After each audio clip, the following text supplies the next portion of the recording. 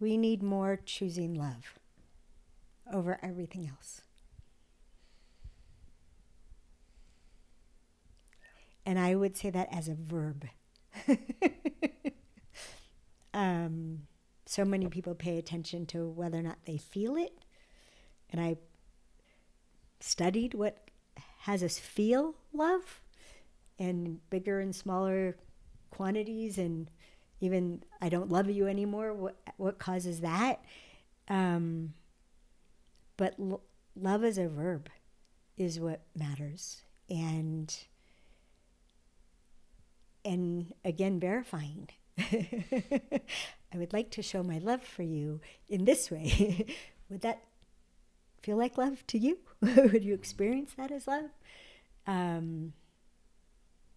But to keep choosing love in the face of everything else. And I think when we have enough of that, what I would call a preponderance or a critical mass, it'll literally change the context of our planet. And I call that heaven on earth.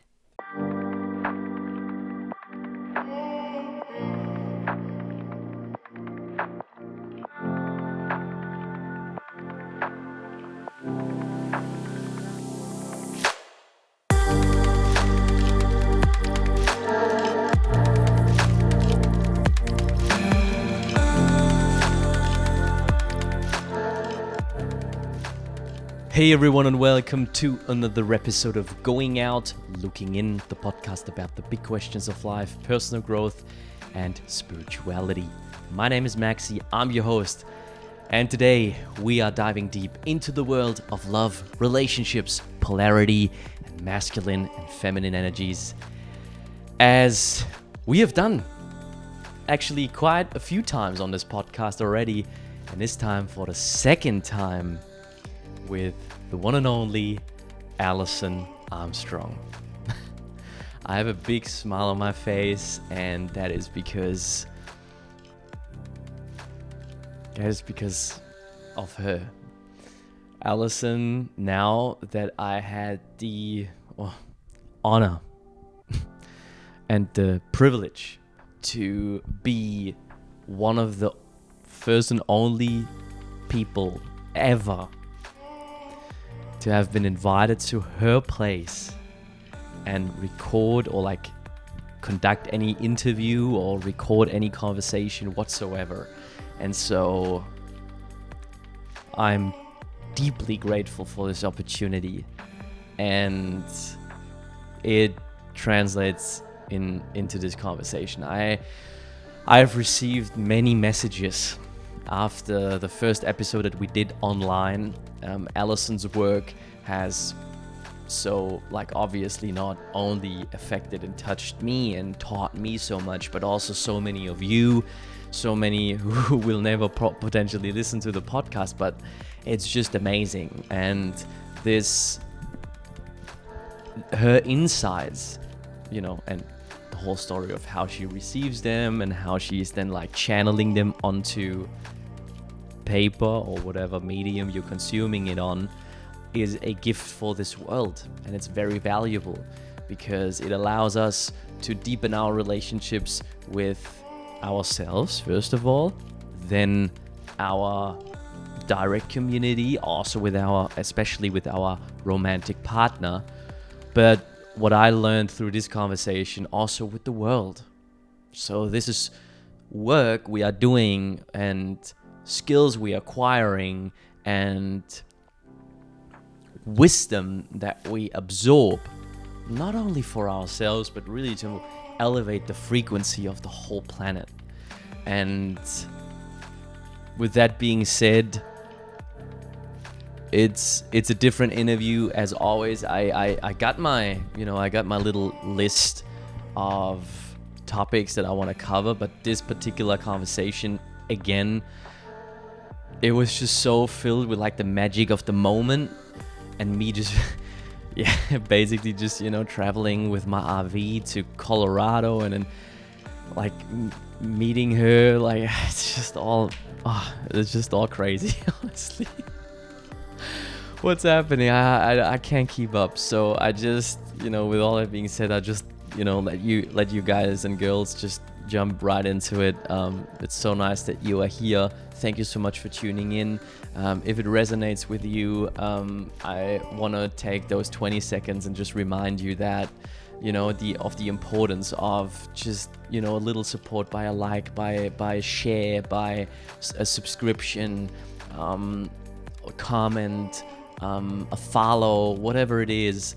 It really helps us creators, that's the currency that we basically live off, right? And so I'm pouring my heart and soul into every episode, and those conversations. I traveled around the half the globe for it. So if you resonate, just do that little click and follow us here on the podcast, to also not miss further episodes. I mean, there's lots to come.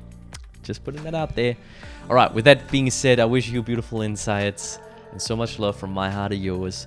And this conversation with Alison Armstrong.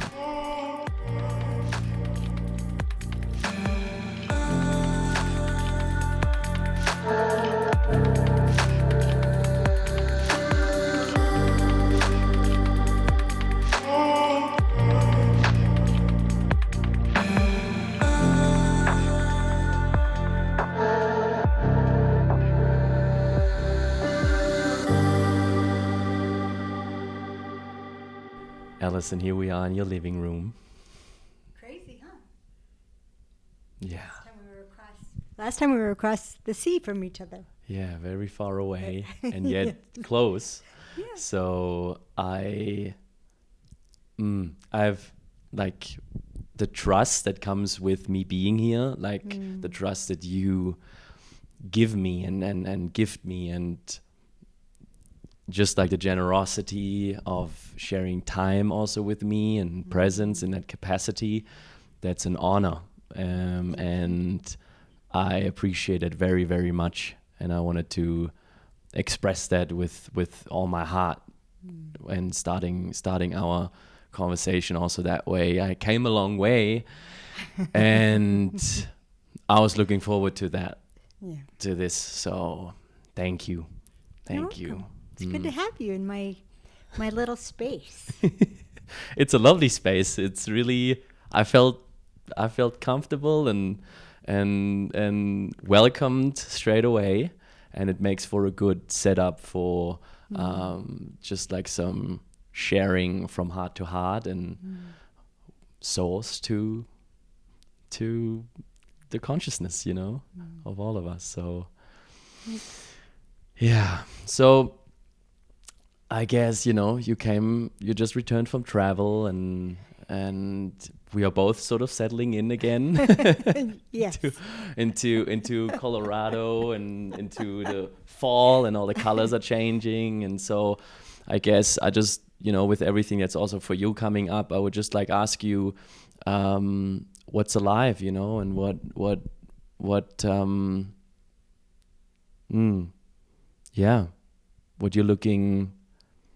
you're looking forward to right now as well. Wow, that's a big question. Re-entry, right? It's always interesting, especially from a foreign country. I was in Mexico officiating my niece's wedding, which, so I had a lot of, I want to do good for them, right? I want to do good for them. And there were 10 of us. So it's very intimate. But they had a parade in Oaxaca, down the streets of central Oaxaca, parade. And just really special, because I remember when she was this big, right? And the other thing that's in my space is, over the summer I felt like I was kind of in a quiet space, like a lull, right? And doing my work and not feeling like there was a lot to do. And that completely changed in the last month. I think I'm spiritual rather than religious, but ever since I was a little girl, I knew who I worked for, and I've always taken direction. I've asked questions, and I've done what I was told. And I thought, like I when it first came through me, I thought the Queen's Code would have a sequel. But I had started thinking it doesn't really matter if that book comes through in this lifetime. It'll be fine if it doesn't. I was given instruction, no, it won't be fine. It's like, oh, okay, 2024 has to include this period of time where it feels like I'm like sinking down in a bathtub, you know, like you like just let yourself slip down and under the water, and the movie starts running, and I type as fast as I can, and they're giving me like previews. And this has been happening for a couple of years, but now there's like more and more previews coming. And then I'm having my first grandchild after the beginning of the year, and the way that I'm being included in that little boy's life is beyond what I ever imagined. And it's just like this giggle, right? And when we found out, you know, it's a boy, I couldn't stop giggling. I was like, oh my gosh, we get to have a little boy. We get to have a little boy. And I looked at Dan, right? And I said, I just love men. As my boyfriend, he's really glad, right? So that's coming up, right? So that's part of it. And then this course that I'm doing for the first time next week, and then I thought I was only going to do it once. Like, I never commit to another time until I've done it once. Right. And no, I found out, no, I have to keep doing this. But it's very different than what people are used to, because, I started out studying men, right, to find out how I was bringing out the worst in men. And then everything that I saw, I'd be like, we already know this. Why didn't I ever see that before? Because women are like this. And then I'd see something else, and how come I never saw that before? Oh, because women do this. And then that's when I saw how much, because women do what we do for the reasons we do it, we assume so do you. And hence the point of view that you're either broken or you're misbehaving. You're broken, so I'm going to fix you. Or your mother didn't do her job, so I'm going to train you. Or you know the right thing to do when you're not doing it on purpose, so I'm going to punish you. So those are basically the options most women have with men: to fix, to train, or punish. I'm so sad. But fortunately, when I started studying men, I had 3 men in my life that my job was just to support them. I didn't try to get anything from them besides that they paid my bill. So it just was, and my job was to be safe for them. I was like their whiteboard, and their sounding board and their cheerleader, and encouraging them. And so when I realized I needed to learn more about men, I started verifying with them. So one of the men, his name is Brooke, he did something that shocked me. Like, what? Right? That was the opposite of what we talked about. I thought we had that worked out, and you did something entirely different. And I thought, well, why? I wonder why he did that. And I assumed he would have done it why I did that. Like, okay, he didn't want to help his mother all weekend, and he spent all weekend helping his mother. Like, did you do that because you didn't want to upset her? And his reaction was huge, right? He said, I would never do anything for that reason, and no self-respecting man would. And I was just stunned, because most women do things all the time just to keep someone from being upset. or we don't do something we want to do to keep someone from being upset. Yeah. And I mean, that was like my first whoa. And I said, well, then why did you do it? Mm-hmm. And that was my first lesson in something that's fascinating to me. It was a lesson in duty and loyalty and being honorable, mm-hmm. that you do the right thing no matter how you feel. Mm-hmm. And in this case, the right thing for him as her son is to help her, yeah. whether he wants to or not. And I mean, duty has ended up being one of my favorite topics, and even distinguishing when someone does something out of duty, they're going to do it according to their standards, because that's where they're coming from, is duty. So they're going to fulfill their own sense of duty. Mm-hmm. And if someone wants more than that, that's a whole other ballgame. But if someone, like a wife or girlfriend, is trying to convince him to not do mm-hmm. what he thinks his mm-hmm. duty is to mm-hmm. do, mm-hmm. it's like, ew, who do you think I am, right? And even like it says in the Queen's Code that men find freedom in duty. It creates a kind of obviousness. Why we don't need to argue, just do it, right? And so there's this freedom mm-hmm. in living up to one's own sense of the right thing. And I think I told you this before when we talked the first time, I really did think it would take 2 or 3 months to learn everything that was worth knowing about men. Because, obviously you're shallow, you don't have any feelings, nope. Questioned whether men had souls. I really did. I'm so sorry. Here we are. That was 1991, right? Yeah. And it hasn't stopped. But where I started with this is where what happened was, okay, I was just going to learn what I needed to know about men, but then they kept surprising me. And then I'd be like, how come I couldn't see that before? I consider myself a perceptive person.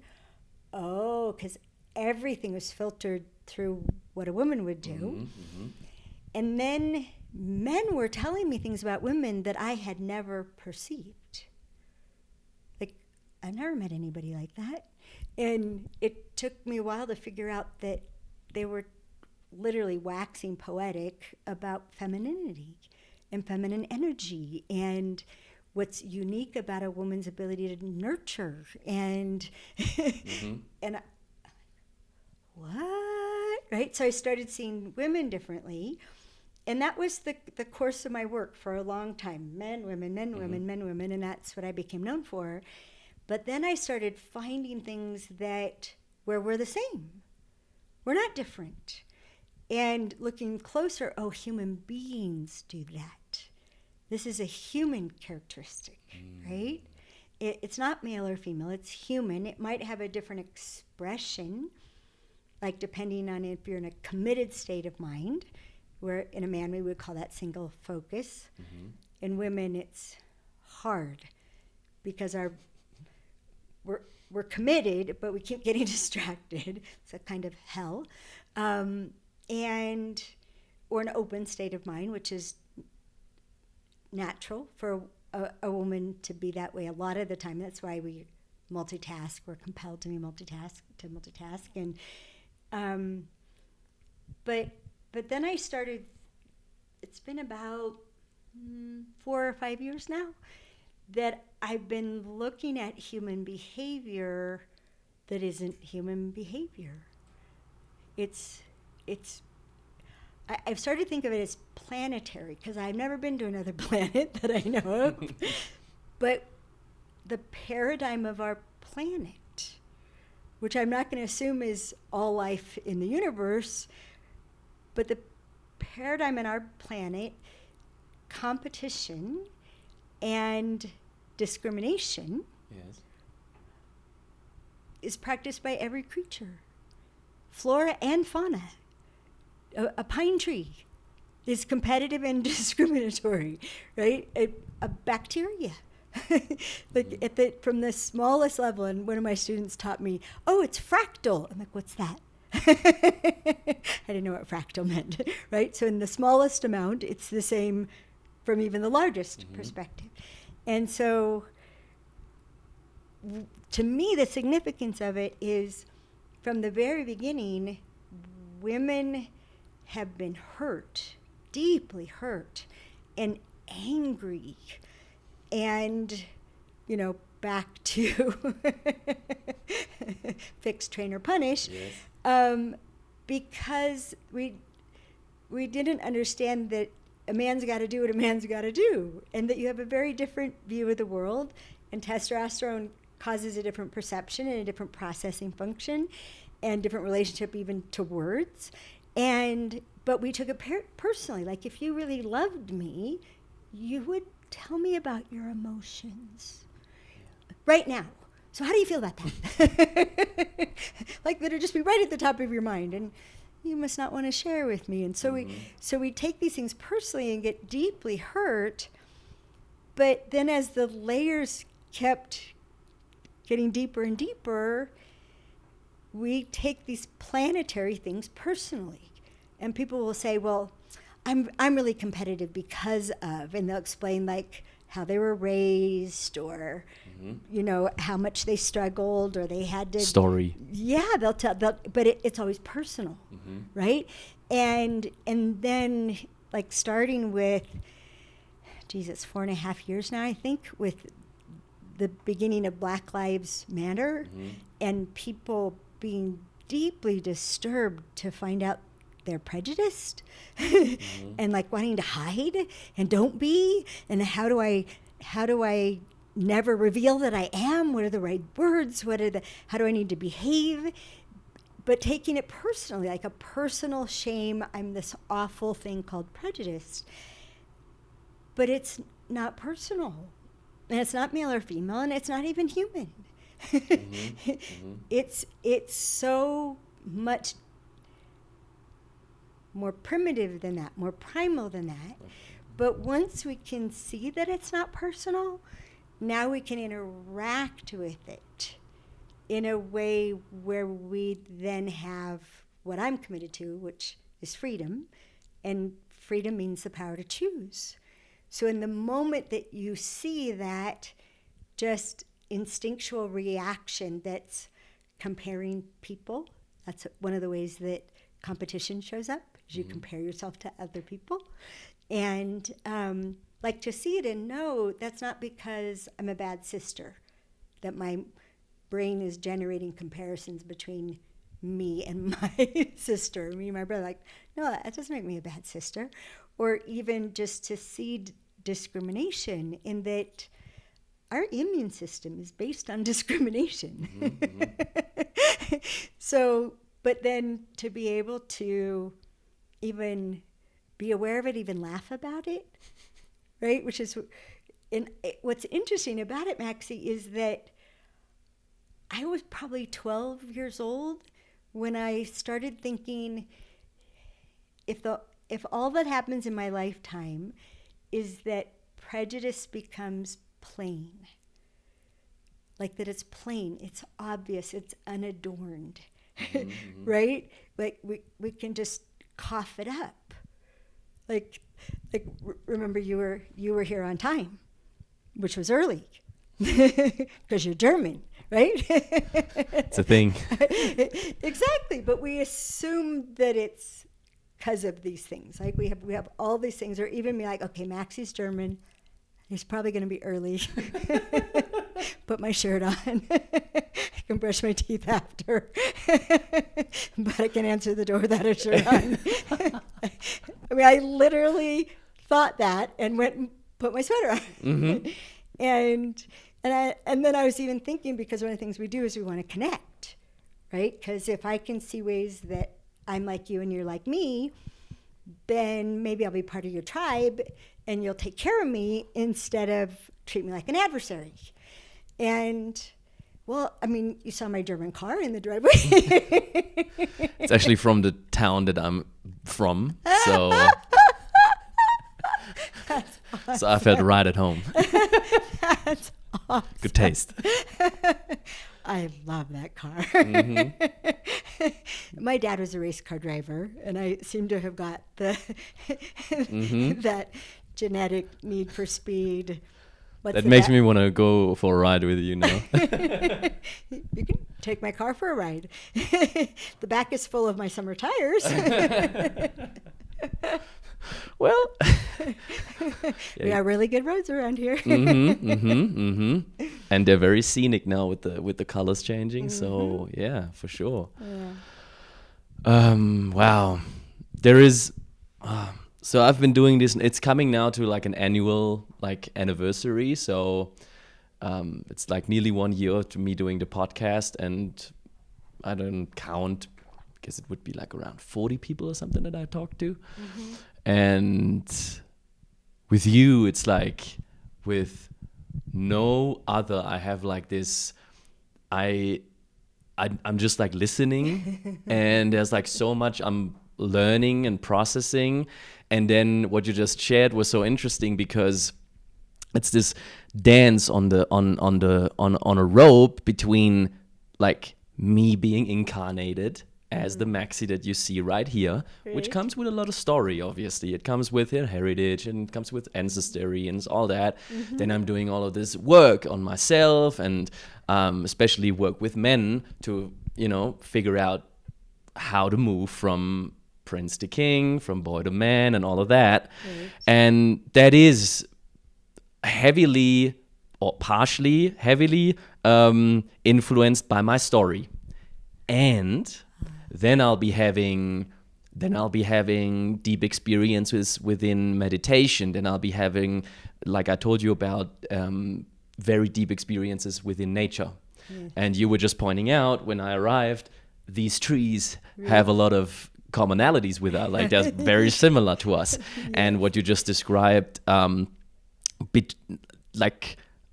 about discrimination within even our immune system, within us, and how we see the world and how we look at things. And so it's like this dance on the rope of duality and non-duality, right? So is it one or is it two? Like, so is it me or like is it us? Right. So I'm fascinated by that, and I've been also investigating that, and there will be.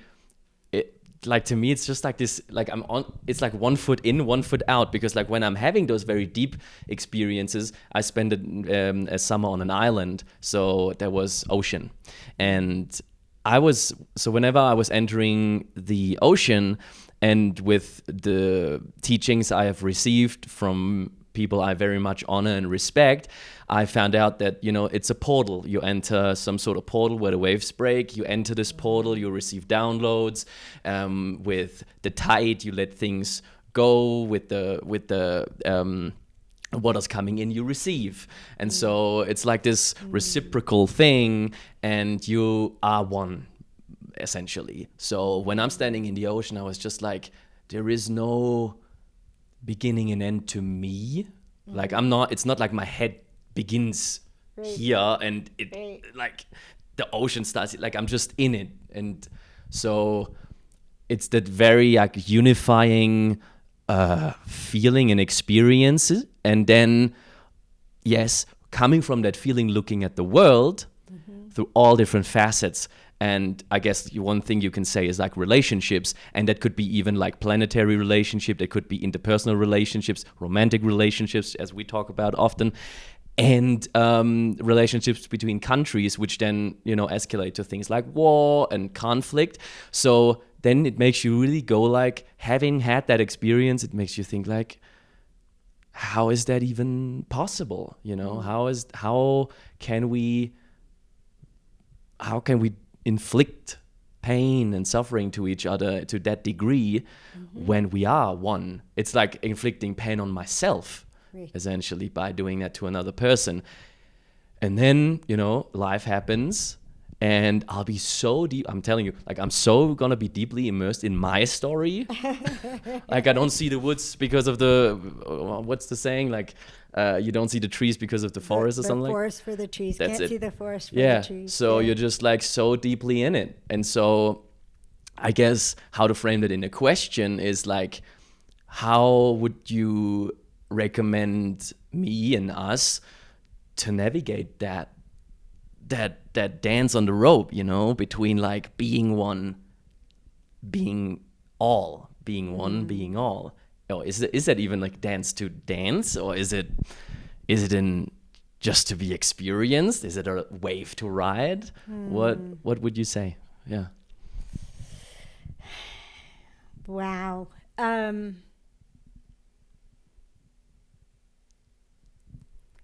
So many things that come to mind. One thing I would say is that the experience of we're all one is relatively new for me. And whereas I've, as long as I can remember, had a very strong relationship to community and the sense of community, the feel of community, the like that to be asked a question about my relationship to a community, even the community of human beings, is one of the most personal things you could ask me, right? And then seeing corollaries, like I live in an aspen grove, and the aspen grove in the Rockies, you know, in the Colorado Rockies, I think it's now known as the second biggest organism. There's a fungi in the Pacific Northwest that's bigger, but they've done studies where something will be done to a tree at one end of the grove, and within a very short period of time, it shows up at the other end of the grove.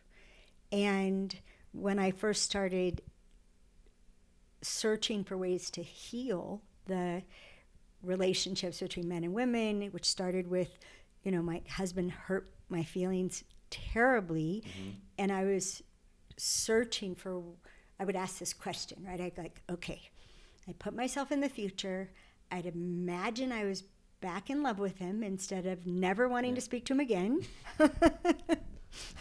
So I'd imagination is so powerful, so I'd imagine like try to get to where, like, remembering being so in love with him, and okay, now I'm in love.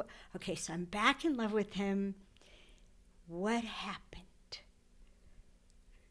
Like, I would ask, I still do it. I ask this question, how did I get here? And then I would trust the answer. And part of it was acknowledging having done something hurtful, and part of it was saying, I'm sorry I hurt your feelings. And when I realized that's what I needed, and he said it, and I said, okay, could you say it again and mean it?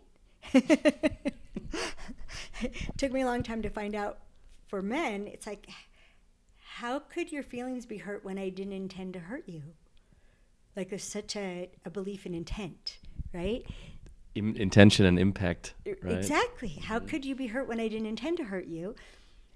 For women, it's, how could I have disrespected you when I feel no disrespect in my body? Like, we think we would have had to feel it before it could happen to you. And so it led me into this whole area of, truly, if we're going to have the kinds of extraordinary relationships we want, there needs to be a willingness to honor your reality when it makes no sense to me, when I don't know how you got there, when I don't think I had anything to do with it, to still say, I'm sorry I disrespected you. and to say, I'm sorry I hurt your feelings, right? When we didn't feel hurtful at the time, right? So to be able to say these words, and then I started noticing the aspen grove of human beings. Like, I was in a movie, and in the movie, a man said to a woman, I'm sorry I hurt your feelings. And what happens to a woman when a man says that is, all of a sudden we breathe again, right? Like, our chest is really, really tight. breathe. And I breathed, and I heard the women in the audience like this. They're all like, okay, this is a movie. And a man is saying to a woman, "I'm sorry I hurt your feelings," and he meant it. And I'm healed. Like, we were all healed as she was. And so then I, like, all right, humans are really aspen groves. The connection between us, the effect, the space and time are not what we think they are. And then after my husband died, all these weird things started happening to me. Started writing poetry. He was a poet. My hands, I don't know if you can see them, they're lit up right now. Huge amount of chi energy comes out of my hands, and I can touch, I found out I could touch people with them, even a horse with a broken heart. But then I found out it isn't even limited to this body. There was a woman I was talking to on the phone, and she was really hurt by something someone had done, and she was so bummed that not everybody could partner, and it hurt her heart. And my hand lit up. I'm like, "Can you feel my hand on your heart?" "Yeah, I can." But I didn't even know where she was in the world. And then I'm like, okay, well, we'll just keep talking, and it'll do what it does, because it's not personal. It's not from me. It's from some other place where everything is whole. And that's the energy that it brings. And so this has only been in the last 4 years since Greg died that I've gotten this, what I would call woo-woo, this mystical. Do you know, I've always had a personal, okay, what am I supposed to do next? Oh, okay. You know, and do it. And so I just would say I'm new to this oneness stuff. But when I'm present to it, it's undeniable. And part of what contributed to that was Greg died suddenly of a heart attack, and I was there, and I could feel his exhilaration to be free of his body. He was like, whee! And everything that he got out of driving cars fast and driving motorcycles fast, he didn't need a car or motorcycle anymore. He was just headed out.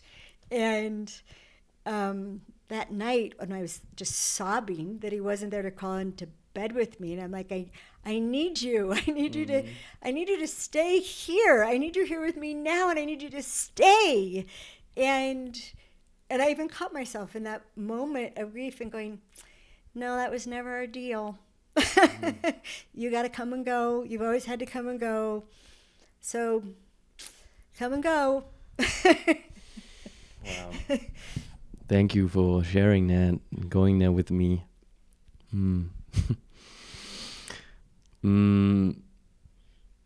What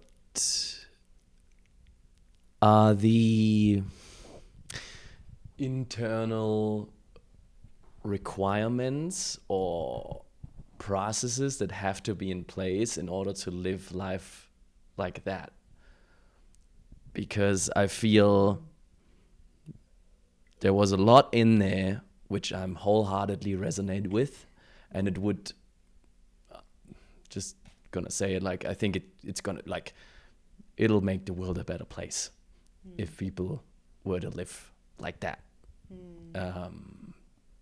I really do so. Certainly our relationships would be better, and that obviously would translate to our state and health of the planet. So I have like some things that are coming to me where I'm like, okay. I feel like for me that this and that and the other had to happen in order for me to look at my partner and see the discrepancy between my intention and my impact and take responsibility for that and express that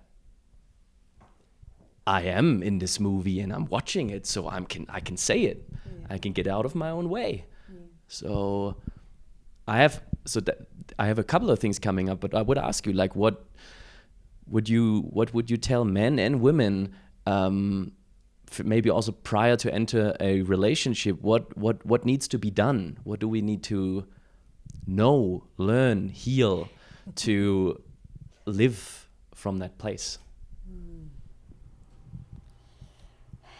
Oh boy. So I have things from the macro to the micro. So I'll go. Yeah, let's go like order. the yeah. I think I'll go in that order. So competition, discrimination, striving, all of these things are based in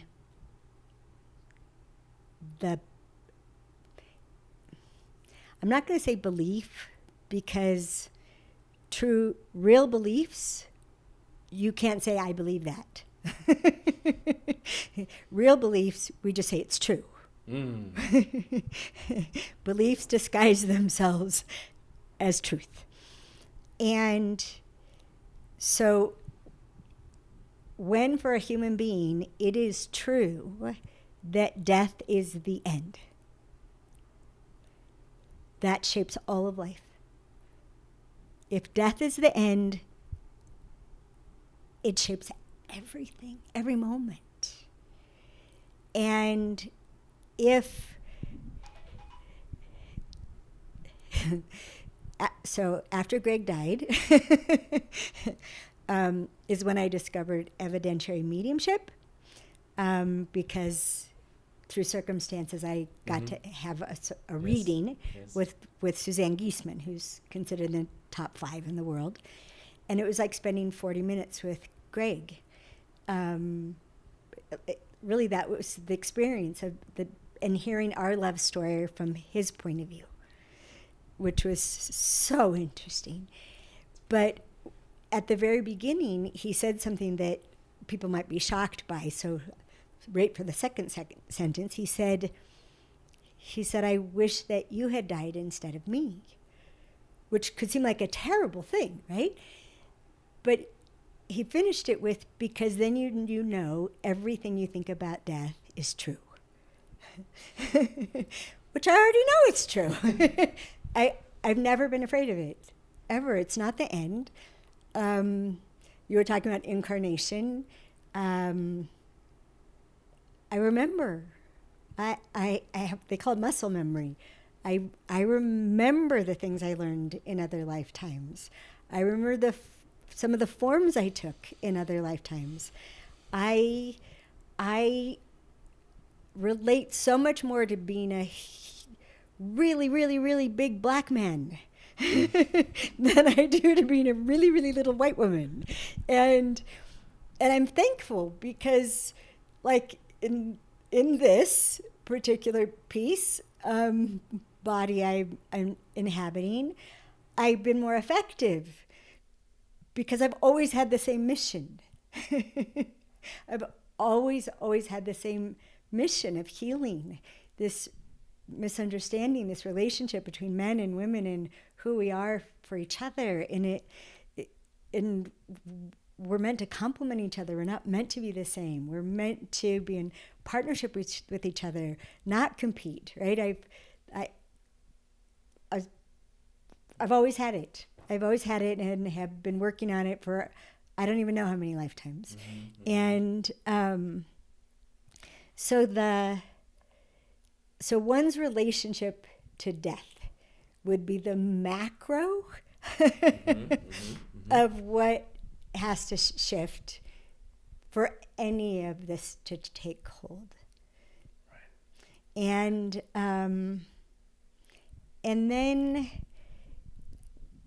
then the relationship to time.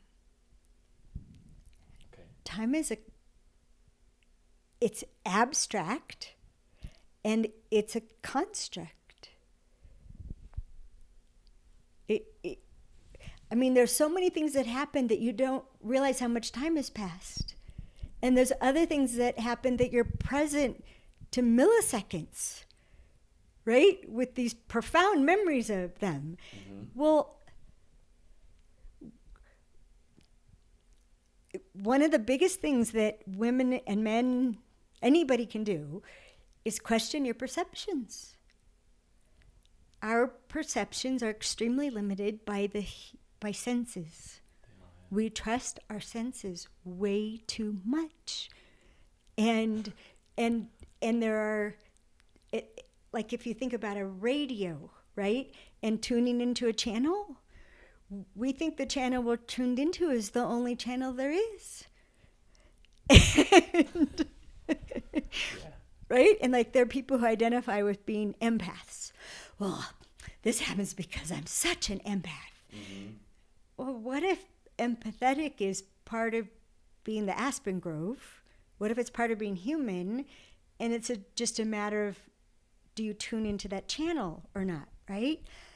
I always thought of myself as really auditory, right? Mm-hmm. And then I spent time with people who identify with being kinesthetic. And people identify with being kinesthetic, it takes a lot longer for something to come out of their mouth. They don't just speak right off the top of their head.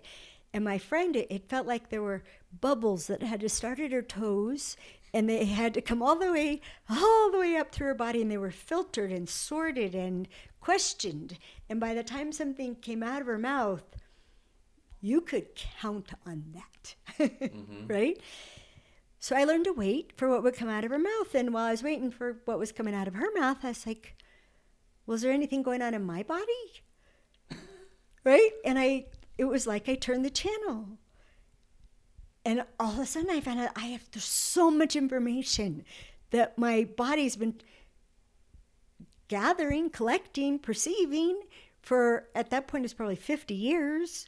But I wasn't listening. And it had so much to tell me, right? And so even like if you imagine people who have abandoned their bodies or been ejected from their bodies, or however you want to think of it, what if they're just on another channel? And if we tune in, we can hear them. I have my car because Greg told me to get it a year ago. I was taking his car in for servicing. Mm-hmm. I just was like, what am I going to do for 6 hours? Well, while you're there, you could turn it in for a Macan. Heard it clear as a bell in my head. It had never been a thought of mine to do that. You know, at one point I was like, how does a dead guy get a dream car? The Macan was his next dream car, right? And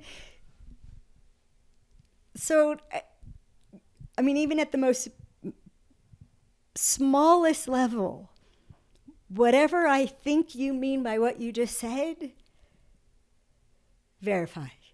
Mm-hmm. And verify starts with it seems like, right? Seems like you're sane. Seems like you feel. Seems like you think. Am I getting it? Yeah. Right? Yeah. And verify and clarify. And if we just do that, if we question our perceptions, last summer I recorded a series called Connecting Through Conflict. Mm-hmm. Mm-hmm. And the last session wraps up with ordinary ways of relating to conflict, and then extraordinary ways of relating to conflict. An ordinary way is you trust your perceptions, that what you think happened really did. Yep. That's where all the trouble begins. And like 25 years ago, I wrote an article for our mailing list, Never Be Ignored by a Man Again. Oh my gosh, they just snatched it up. Like it's one of the things women most want is to never be ignored by men. And then the article to reveal you never have been ignored by a man, unless that's the only thing he was doing. Mm-hmm. Ignore her, ignore her, ignore her, ignore her. Yeah, I don't know many men who would go through life like that, but I know many women who perceive it like that. Yeah. Yeah. Yeah. Just because we don't understand focus, and that once you commit yourself, your brain tunes out everything it considers irrelevant. And Charlie Brown's teacher, right? I don't know if you guys had Charlie Brown and Peanuts in Germany in your youth. No. Wah, wah, wah, wah, wah, wah, wah. In the cartoon, that's how she Right. always sounded. She was irrelevant.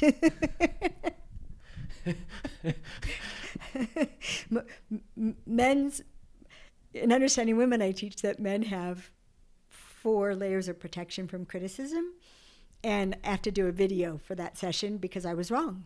Men have 5 layers of protection against criticism, and the first is single focus. You never heard it in the first place. Yeah. Lucky you. Yeah.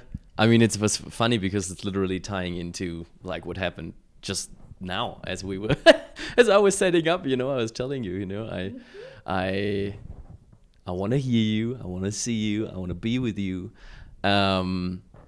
Fully present, like here, and I gotta do this thing. I gotta do this like camera and like this. Like, be quiet. But Max is here, and there's so many things to connect over. Yeah. There is. So yeah, it literally just happened, and yeah, but with the understanding and with people that I've like, so this just like make it like a little thank you to Vince, if you're watching this. Just by also like receiving your teachings through him again and like his experiences with them, I was like, yeah, it is about becoming this vessel for whatever needs to come through, and getting out of your own way, really, to make so many things happen that are so much like your whole, like, I don't know, like this is based on something that when I'm looking at art as well, and what you are doing is to me some sort of art, and when I'm looking at that, like it's the expression of what, like where is it coming from? Like it's quite like, I don't know, it comes with a lot of it would be coming from a place of audacity to say like it's coming from me, like it was me, me as like this in this incarnation, and I was the one. And like clearly we are all fed by something, and it has like so many different ways of expressing itself. And so with this sort of like humility and sort of like this just humble way of looking at life and navigating it and serving it and letting it go through you, things like this conversation in the first place can actually happen, because otherwise I would not be sitting here for sure, like, because I would probably be in Germany and sobbing over the loss of my relationship and in deep grief and sadness and in my story. And our interview certainly,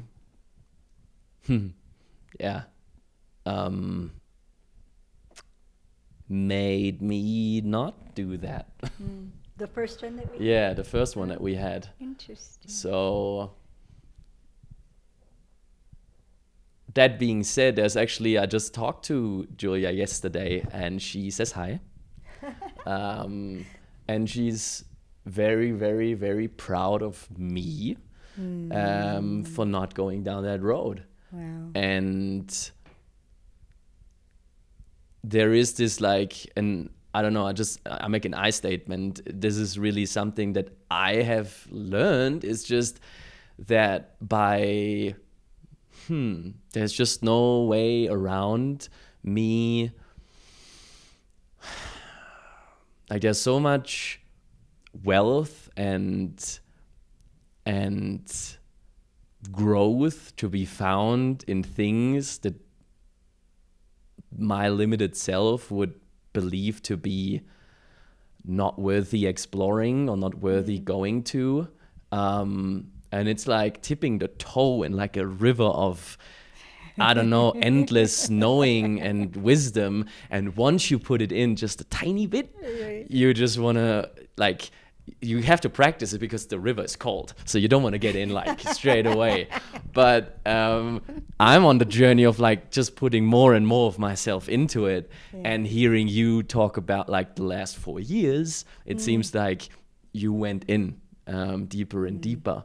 And it's affecting your relationships, your work, and therefore everything that you emanate and the people you are reaching and that we are reaching. And so, yeah, I guess it's just, I just wanted to express that like, you know, you talking to me from that place helped me. And is literally the reason why I'm sitting here right now. So just wanted to tell you that. And thank you for that. Oh, you're welcome. Yeah, thanks for hearing me. And one of the things that in my journey, right, because I started in transformation when I was 19. So a long time ago.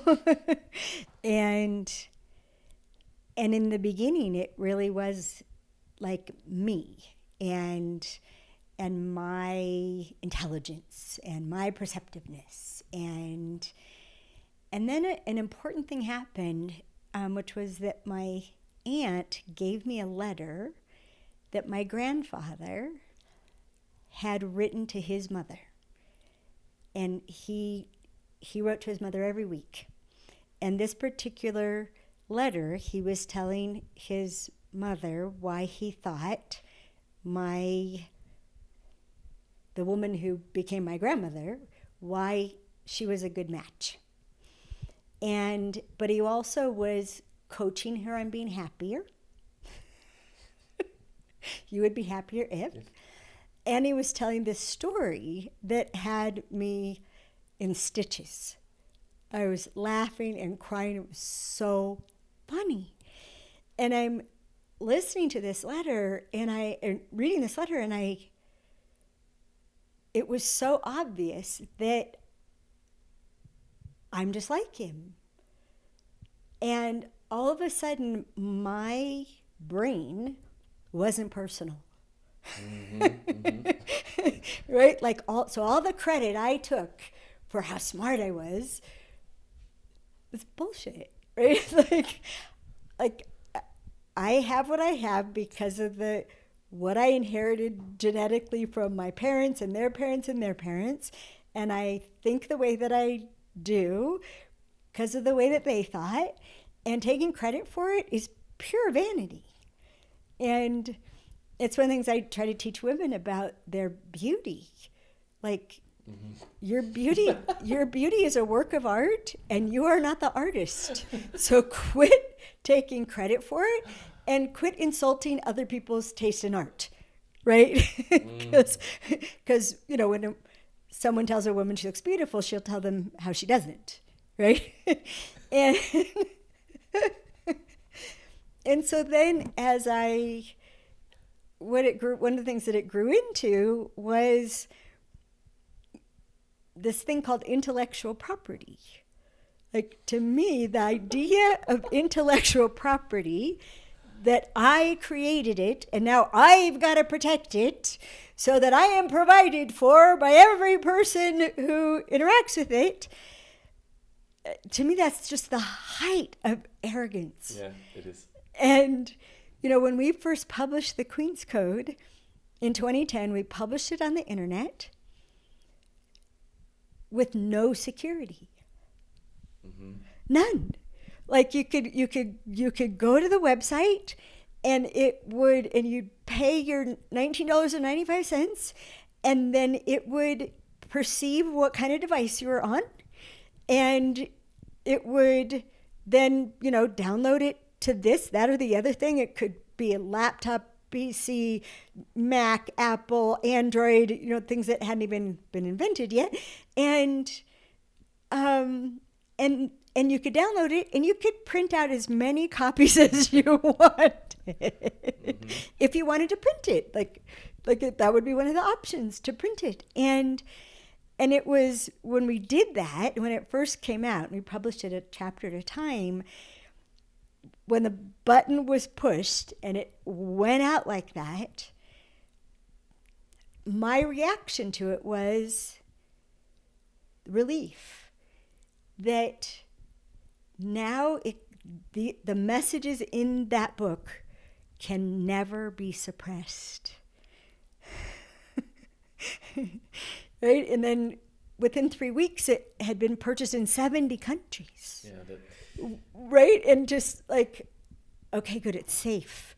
It's safe. And then people tell me, like, so do you have it in any other languages? And I'm like, well, not any authorized translations, but people tell me all the time, I hope it's okay. I interpret it for my mother into Italian. You go, girl. And it just, part of that was realizing, okay, the best way I can identify myself is as a messenger. And if you think about it, if you have a really important message, you're not just going to send it one way, right? You're going to have U.S. Mail, UPS, FedEx, the Pony Express, right? You're going to send it out as many ways as you can, and recognizing not everybody can hear me, right? And so other people immediately started teaching what I was teaching. And at first it was like, oh, we got to clamp down on that. And then it was like, oh, yay, somebody can hear that man or that woman. You heard it from Vince. You could hear from Vince, right? And thank you, Vince, right? And so all sense of competing with anybody else in the field of human consciousness, no, they're my partners. And thank goodness, because I can't do it all. Right? And I mean, that's another part of what you were asking about. How do you live this way?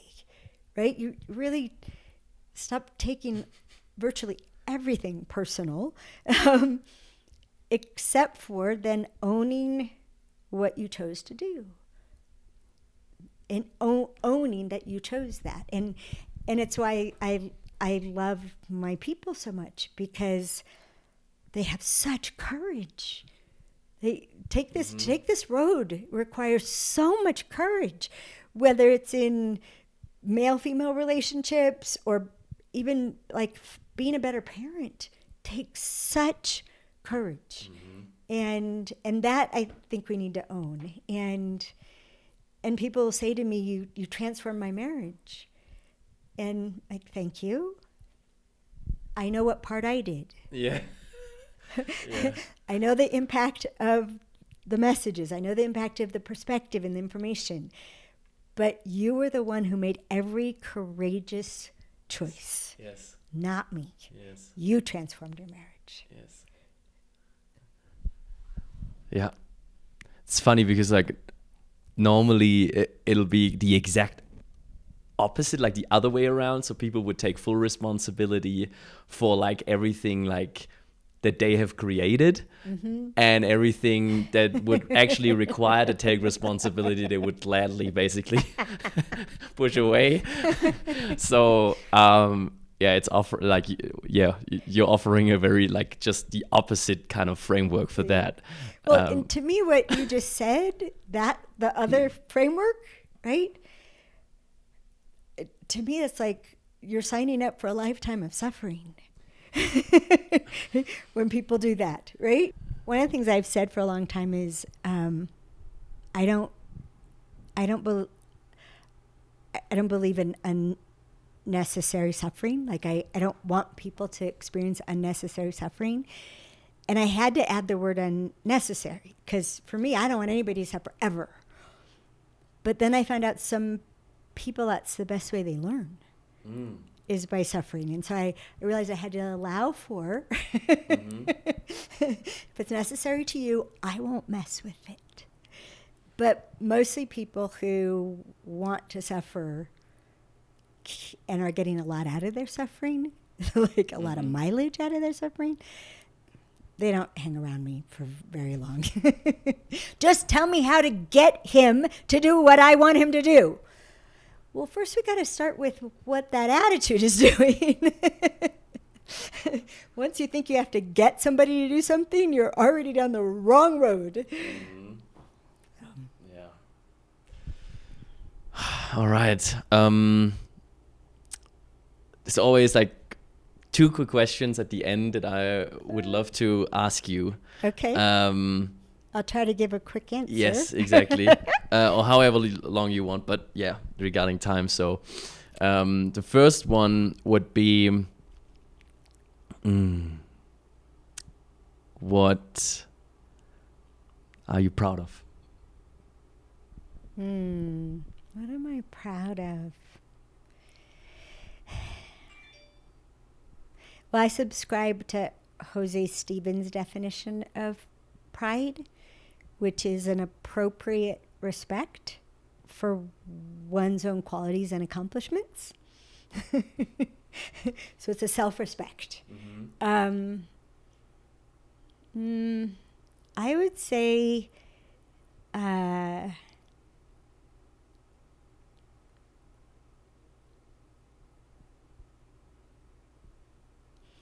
I'm proud of how I've been as a mother, which is one of the most difficult instinctual things to overcome.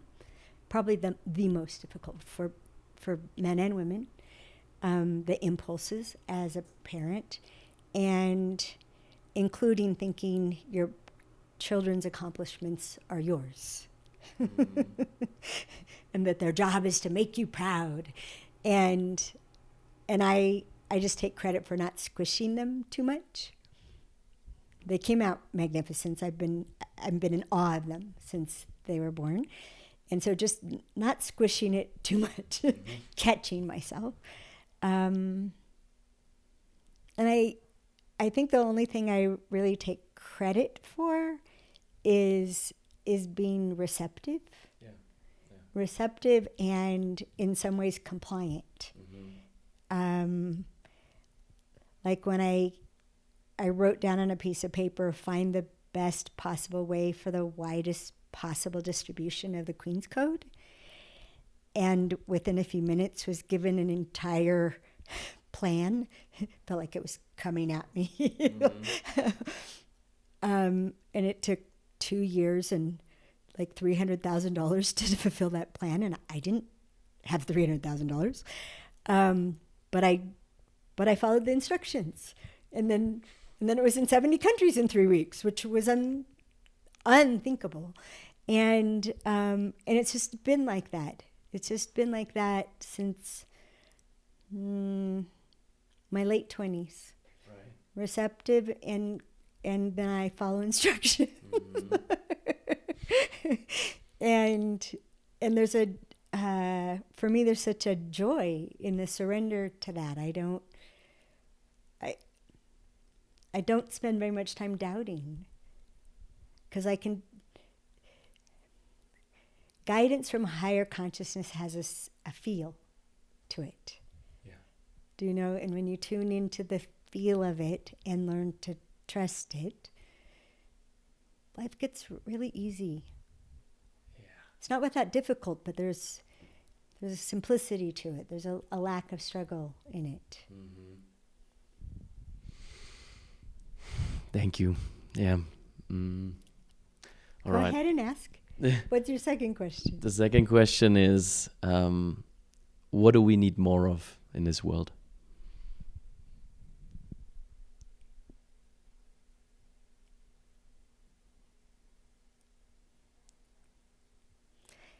We need more choosing love over everything else. And I would say that as a verb. so many people pay attention to whether or not they feel it. And I studied what has us feel love in bigger and smaller quantities, and even I don't love you anymore. What causes that? But love as a verb is what matters. And again, verifying. I would like to show my love for you in this way. Would that feel like love to you? Would you experience that as love? But to keep choosing love in the face of everything else. And I think when we have enough of that, what I would call a preponderance or a critical mass, it'll literally change the context of our planet. And I call that heaven on earth. That's it. Yeah. Thank you so much, Alison, for everything. I deeply appreciate you.